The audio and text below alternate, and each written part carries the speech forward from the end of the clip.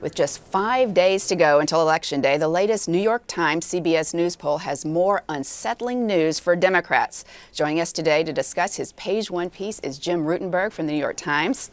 We'll then go to the spokesman for the Republican National Committee and the Democratic National Committee, Doug Heye and Hari Savugan, for more analysis. Wait, Savugan, I think. Sorry about that, Hari. And finally, some insider info from Politico's Kiki Ryan on Mr. Stewart going to Washington. But first, Jim Rutenberg from the New York Times. Jim, your piece today was typically terrific, but it seems like the takeaway from this latest poll is that the Obama coalition is just kind of falling apart. Where are the Republicans picking up ground? Well, to us, the most striking two sort of subsets were women and then Catholics. And but, you know, then it goes on and on. I mean, people with college educations or income kind of groups that have shifted over or are shifting over. It's very interesting. So these were all groups that were with Obama just 2 years ago and with congressional Democrats. I mean, what does that say to you when you're looking at some of these numbers from the poll? I don't know, well, there's the dissatisfaction with the direction of the country is really large.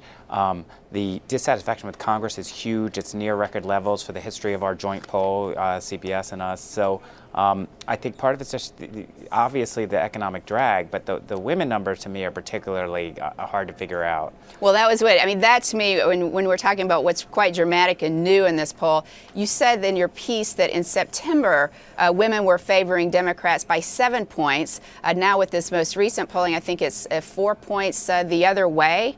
I mean, is that, right. Did I read that right? Yeah, it's a big swing. It's within margin of error, but still, you know, there is, at least on paper, there's a gain by Republicans, and there's really a huge swing. So at worst, for Republicans, it's even, which is extraordinary. Now, I'm not going to ask you to kind of predict what is going on with women in general, but are there any questions or anything that came out of that poll that would suggest what's behind this? Congressional candidates across the country that seem to be really kind of touching a chord with women. I mean, what would you say could explain some of that? You know, I think it's strict pocketbook issues. If you think about it, social issues have not been the driving force in this campaign. It's been pocketbook issues. And, you know, the conventional wisdom my whole life has been that women traditionally control the kind of household finances. And the household, I mean, I think really we can say the household in general, and frankly should probably control the world. But anyway, sorry, I didn't mean to interrupt. No argument. I was raised by absolutely. I was raised by women, and you know. But the economy is a big issue for women, I guess, and that's something that we're seeing in this poll with these results.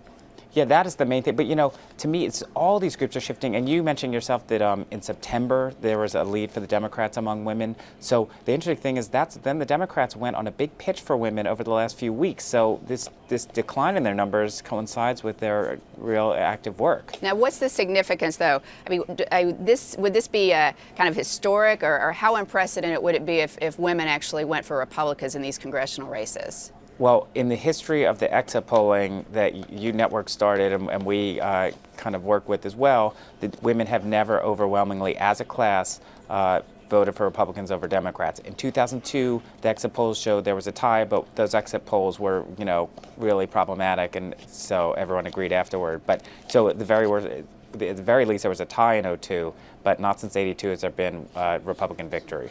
Let me ask you a kind of a broader question along those lines. What does this mean? It seems like the polling numbers show that the approval rating for the president is around, 43%? Yeah. What does this say about voters' impressions of President Obama? Because there's another figure in the polling that shows they're still pretty optimistic about the next 2 years. How do you make sense of that?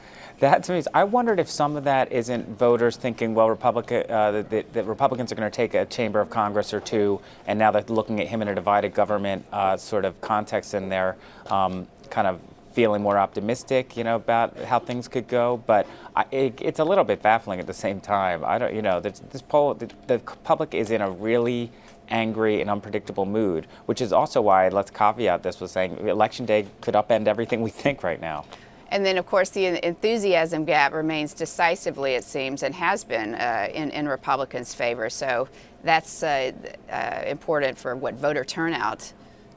Yeah, and the Democrats, I thought, a couple weeks ago we were hearing about a spike in their interest, and some of the early voting numbers were coming in, and Democrats have been pointing to those as sort of indications that their enthusiasm's higher. This poll wasn't finding that yet, so.